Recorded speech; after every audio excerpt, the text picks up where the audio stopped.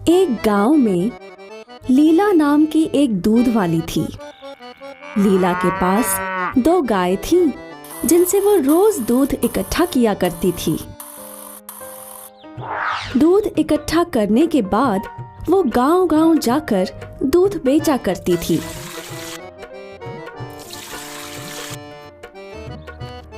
लीला की एक सहेली थी, मीना, जिसकी शादी गांव के एक बड़े व्यापारी से हुई थी। लीला जब भी उस गांव जाती तो वो अपनी सहेली के घर जरूर जाती गप्पे लड़ाने। एक दिन लीला अपनी सहेली से मिलने गई। मीना, मीना, आई लीला। क्या बात है, आज बहुत सज सवर के घूम रही हो? अरे, आज मेरे पति के कुछ मित्र हमारे घर आने वाले हैं। अच्छा, और ये नया हार?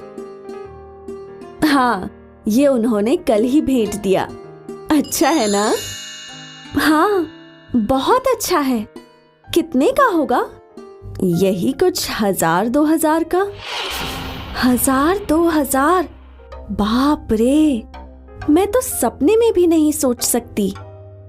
बुद्धू, इतनी बड़ी रकम नहीं है। जब तेरी शादी होगी तो तेरा पति भी तुझे हार तोहफे में देगा। लीला हार का दाम सुनकर सोच में पड़ गई। लीला मीना के घर से निकली। रास्ते भर लीला उसी हार के बारे में सोच रही थी। क्या कभी मेरे पास भी मीना जैसा हार होगा? उसकी शादी तो एक अमीर व्यापारी से हुई है, जो उसे महंगे महंगे हार उपहार में दे सकता है। पर मेरा क्या? अगर मेरी शादी किसी गरीब से हुई तो? क्यों ना मैं ही खुद पैसे इकट्ठा करके वैसा हार लूं? लेकिन मेरे पास पैसे बचते ही कहाँ हैं। लीला ऐसा सोचते सोचते चल ही रही थी कि उसका ध्यान नदी के किनारे दूध में मिलावट कर रहे नत्थू दूध वाले पर गया। ये तो खुलेआम मिलावट कर रहा है। इसके पास 2-2 घर भी हैं। शायद मुझे भी इसी की तरह दूध में पानी मिलाकर बेचना चाहिए। इससे मुझे बहुत सारे पैसे मिल जाएंगे। ऐसा सोच लीला बहुत खुश थी। अगले दिन लीला ने रोज की तरह गायों से दूध इकट्ठा किया और फिर उसने उसमें आधा पानी मिलाया। लीला ये दूध लेकर गांव गई।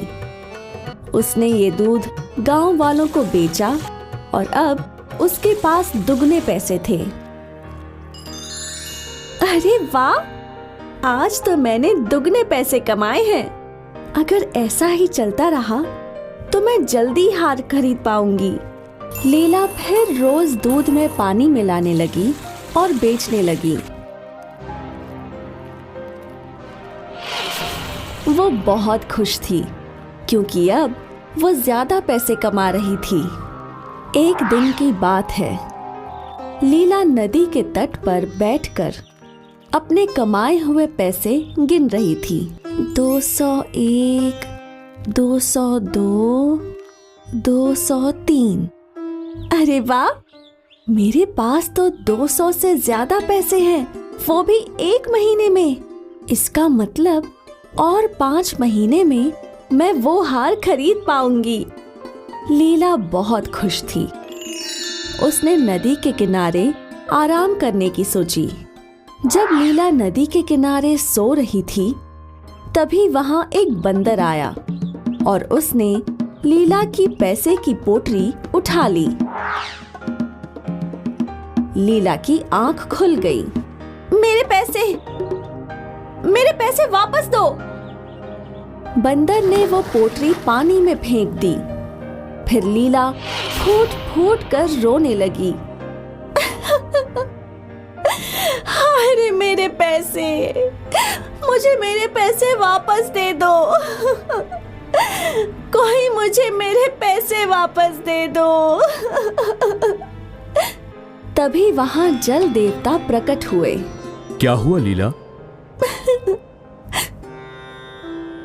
मेरे पैसों की पोटली नदी में गिर गई। तुम्हारे पैसे? हाँ, मेरी मेहनत के पैसे। क्या तुमने सच में मेहनत की थी? मैंने उस हार के लिए।